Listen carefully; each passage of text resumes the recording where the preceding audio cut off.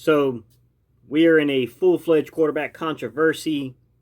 We got shots coming in being fired by veteran players. Some of them, like Jason Kelsey, maybe hinting that the coaching staff maybe isn't living up and doing its job. But listen, we're going to try to go ahead today and take all that external outside stuff and push it aside, not get caught up in the middle of that crap. And we're going to focus on Jalen Hurts' performance in the Green Bay game. To start with, guys, this is not a fair evaluation because you're talking about a very small sample size, guys, and you're talking about a guy coming in cold off the bench. So, I mean, it's, there's not a game plan built around him per se for that type of role normally, unless they already kind of had a, suspicion they were going to do it. So, just keep in mind, not everything is perfect here to judge. All right, y'all. Let's get it.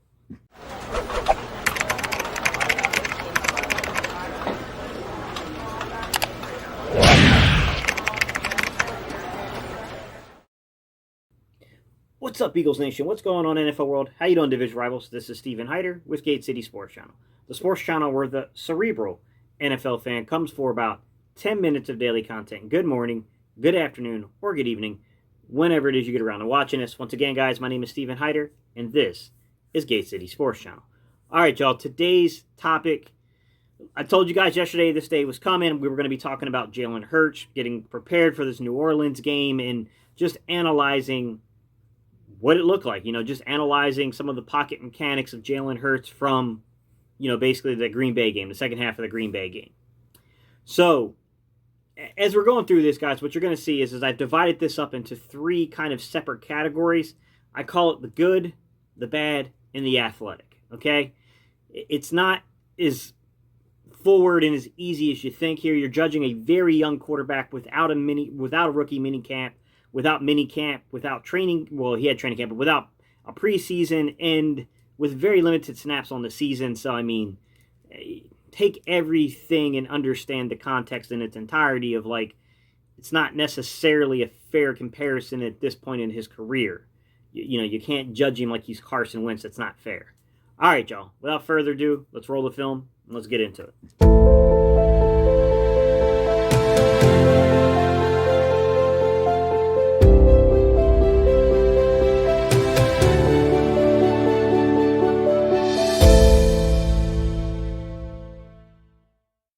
All right, ladies and gents, we are Jalen Hurts' second drive of the game, I believe. It's a 2nd and 10, 10:05 mark, fourth quarter. Eagles are an 11-man with a 3 wide receiver set to the field side. And then Green Bay in return is in a cover 1 with the boundary corner in a press kind of technique. And then the field corner is playing more so of an off coverage technique. You got 2 linebackers. One is going to be spying on Carson Wentz, the one that's over the center, basically. And the one that's kind of more so aligned over Mulata is going to be basically covering Sanders out of the backfield. So at the hike, what you're going to see is all 4 wide receivers here, guys, they're going to run what is essentially just 4 out routes, okay? They're just doing 4 out routes. Different distances. Some are more 10 yards, some are more like a 5-yard out route. But this is a good, easy, simple read for the quarterback to make here. And what you're going to see here is that Jalen Hurts does a really good job of not giving up on his first read too soon. He hangs with it, he gives it time, and he throws it out there. Some people, might argue that he's spending too much time on the first read. I would disagree with it in this particular situation. I don't think this is necessarily staring down your first read. I think this is having faith in that guy beating his man and coming open, okay? It's all about the circumstance to me when you're trying to judge first and second reads. All right, I'm going to switch up the camera angles for you, and I'll show you Jalen Hurts under center and what he's doing, okay? You're going to see a lot of similarities to Carson Wentz here in terms of the overall, adjustments that you're going to see, all right? He's going to come out, and the first thing you're going to notice is he's going to be right foot forward, just like Carson Wentz. You guys know that this is a pretty good indication that he's not working, or Rich Grandrello is not really leading this room because he believes in right-handed quarterbacks being left foot forward, so that way we shorten up the delivery, so that way you're not having issues with the timing of the passes. All right, he's going to call from the ball, and you can watch his footwork as he gets the hike. What I can tell you here is, guys, is that he's doing like a 3-step drop to me is what it looks like. Everything looks good. He's a little bouncy. So was I. I can't really knock him for that. Toes look good. Look at that delivery. Delivery is really good, guys. I can tell that he's had work with his delivery because that is a nice pass. I mean, I can't fault him anything there. I definitely put this under the good. I thought this was a really good showing for Jalen Hurts, in my opinion.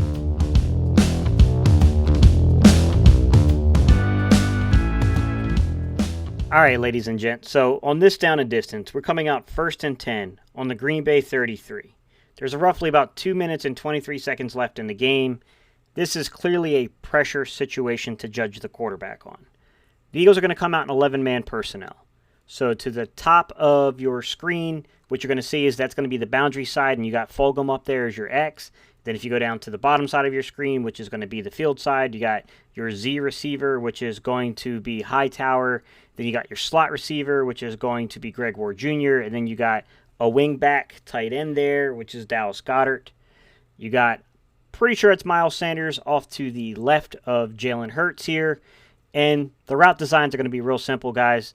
You got both of your X and your Z receivers, so your boundary receiver, your field side receiver, or put another way, your X receiver and your basically flanker, they're going to be running out routes, okay? And then what you're going to have to do to attack the Green Bay defense is you're going to run a seam route with your slot receiver and Greg Ward Jr. to attack those safeties. All right, then you got Miles Sanders and you got basically Dallas Goedert in there for added protections, who are then going to slip out into the flats. In reverse, the Green Bay Packers, how are they lined up, guys? This looks like to me is just a basic cover 2, but it's a mixed coverage on the cover 2. So go to your boundary side corner. Your boundary side corner is in a press mode, and he's playing more of a man concept, like a man under cover 2 kind of concept. But then if you go to the field side, you get more of a cloud coverage here. So when you do a cloud coverage, what you get here is that your safeties are going to be high, and then your corner is going to basically come up and play the flats.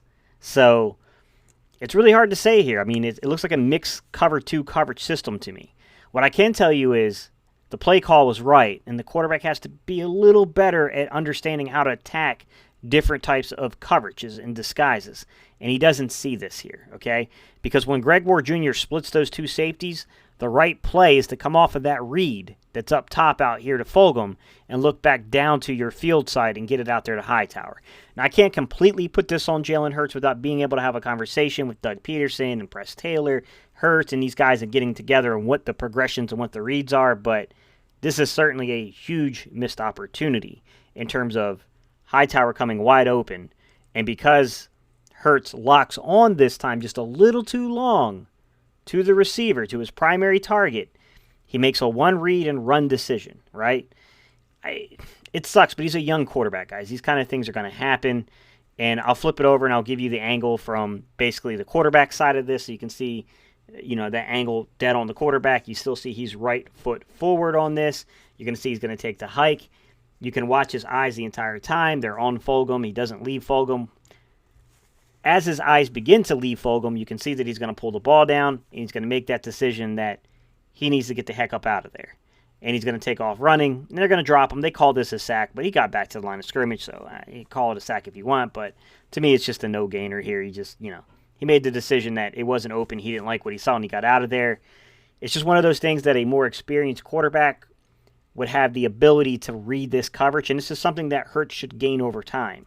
He'll be able to read the coverage and know exactly how to attack a certain coverage.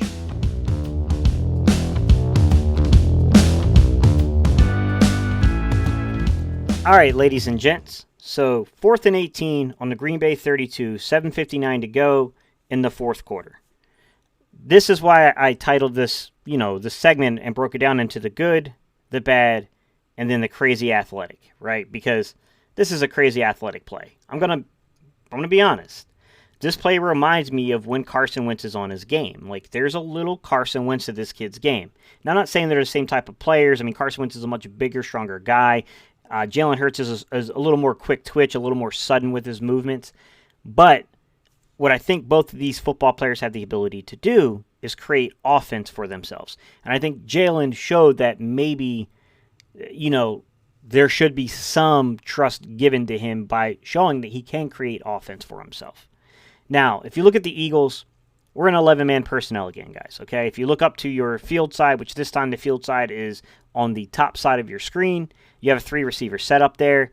And then if you look down to your boundary side, which is now on the bottom side of your screen, you got your tight end and Zach Ertz, and then you got your running back in the backfield.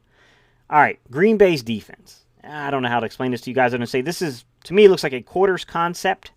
The biggest distinguishing point between quarters and cover 3 is in quarters you have 4 deep defenders and 3 underneath defenders. While in cover 3 you have 3 deep defenders and 4 underneath defenders. To me, this is clearly 4 deep defenders, but the problem is it sticks defense. They took a page from old Jim Schwartz. They played sticks and they got beat by it. Hey, Jim, stop playing sticks. See what happens? Even other teams lose on it. So, you're going to see those 3 of the 4 deep defenders are going to stop right at the sticks, and then 1 safety is going to carry out and keep going deep. That may be by design, maybe that's the way they play their defense. I don't know. I'm not familiar enough with Green Bay's system to tell you guys that. But what I can tell you is this. It was a really good play call. And Jalen Hurts did a really good job of creating time to get guys open. And the way he does this is watch at the hike. He's going to take the ball, right? We have 2 vertical routes that have to get open. We got Alshon Jeffrey, who's running it's not really a seam route because he's not on the seam. It's more of a go route because he's outside, he's in that slot. But he's going to run this go route, and it's going to come open because of how deep it gets. It gets past those 3 defenders, and because the safety bites on Greg Ward Jr.'s route, which is going to be like a skinny post, you got 2 receivers basically coming open in the end zone. So what Jalen Hurts does to give himself time to basically beat this is he moves the pocket. And you can see him here. Like he's eluding the rush, he's moving the pocket, and he's creating time for these guys. This is a really great throw. And as you flip the angle, and I show you it from under center, this isn't a great show because of technically sound football. It's a great throw because it's just an athletic throw. It's not something I would ever teach a guy to do. But as you're under center, you see him get the hike this way, right? He's still right foot forward, all that stuff. He takes the hike, he drops back. He knows that these vertical routes are going to take time to develop. Especially, your skinny post, because it's got to come across the other side of the field. So what's he going to do? He's going to give it time in the pocket. He shows poise here. And then he breaks the pocket and he creates offense for himself. He rolls right. He gives Greg Ward Jr. enough time to get open. And then he makes an incredible throw off his back foot, off balance. Guys, there's no way to say that. I don't know how good he's going to do against New Orleans. This is an incredible defense that we're about to square up against and play. This is a really tough assignment for a rookie quarterback. But I don't think that people who are really like Jalen Hurts are necessarily crazy, because I do see in glimpses on film, like this kid's ability to create offense, some of the, the competitiveness of this kid, and they're not crazy for feeling this kid could have a shot in the NFL. I've even said that myself. I just think it's really hard given this year with camps and stuff like that to be successful. But I'm hoping for the best here against New Orleans, because hopefully this kid can elude the rush enough and create enough offense on his own like he did here on this play to turn people's heads and make them think twice and say, hey, maybe this kid's more Donovan McNabb or Dante Culpepper than he is Vic or, Lamar Jackson. But that's not a bad thing.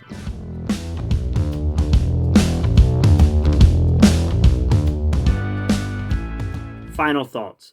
Sorry, guys, I've been at this for a minute now. With all the editing and stuff that goes on with these videos. So, my final thoughts are this. This is a tough challenge for a young quarterback against a very good pass defense, a very good run defense, just a very good overall defense. I will say this. There's a sliver of hope because New Orleans isn't quite as good on the road as it is at home, but this is still a very good defensive football team. All right? I would ask for patience from people. Let's not be quick to rush to judgment on the kid, because I think we already have a problem with that instant gratification thing in Philadelphia, guys. I think sometimes we run out good players because we don't have patience. And with Jalen Hurts, this is a rookie with very, not ideal circumstances going in against one of the raw. I don't, like other people were saying, I don't know any rookie quarterback has had a harder ass for a first start than what Jalen Hurts is going up against. We'd have to really do some digging to come up with those answers. This is a tough ask. With that said, I hope that the kid at least gets a couple of games. If he plays bad here, I hope they don't pull him directly and go right back to wins. I just think that sends the wrong message at this time. You made the move. Now you got to stand by your conviction if you're Doug. So I hope the kid at least gets this game and at least Arizona. Me personally, I thought that it would have been better to split the reps in this game and then just start Hurts no matter how he does for the rest of the season. But since you've already made that decision, I would almost be inclined to, no matter how bad Hurts plays down the stretch of this season, it's going to be his final 4 games or so. You got to give it to him to play. That's how I would treat it personally. That's my final thoughts. And I think we're going to know a lot about Doug. I think we're going to know a lot about Howie. And I think we're going to know a lot about Wentz by the way this goes. Right? We got veteran players kind of chiming in on what they believe. Well, we're going to have the proof in the pudding come these next 4 games by how this offense manages, how the play calling is, how, fundamentals of the quarterback play. We'll have a lot of answers here. So no matter where we fall, whether, some people think it's mostly Carson, some people think it's mostly Doug, some people think that it's mostly Howie, we're going to have your answers really soon. The answers are going to be out there, guys. All right, y'all, that's all I got for you today. I hope you guys enjoyed the content. If you want to help out the channel, it's really simple, guys. Just don't forget to like, comment, and subscribe. Appreciate y'all. I'm out of here. Coming up, guys. Still got 4 more weeks.